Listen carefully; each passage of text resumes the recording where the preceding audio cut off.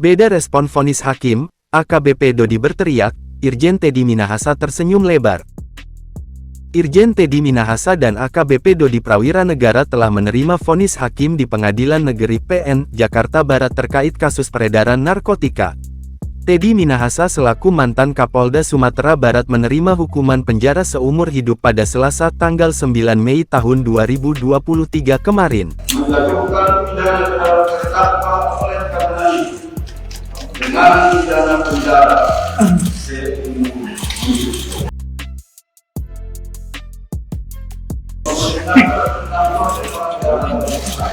Sedangkan Dodi sebagai mantan Kapolres Bukit Tinggi dijatuhi hukuman 17 tahun penjara dan denda 2 miliar rupiah pada Rabu tanggal 10 Mei tahun 2023 ini. Menjatuhkan pidana oleh karena itu kepada terdakwa tersebut dengan pidana penjara selama 17 tahun dan denda sebesar 2 miliar rupiah. Ada yang menarik yakni respon keduanya menghadapi vonis hakim sangat berbeda satu sama lain. Teddy Minahasa tampak tersenyum lebar, tenang bahkan cengar-cengir.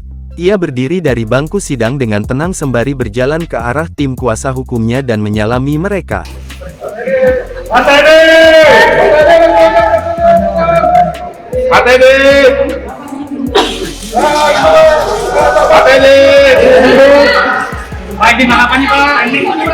Sementara itu, AKBP Dodi berteriak di ruang sidang PN Jakarta Barat usai menerima vonis hakim.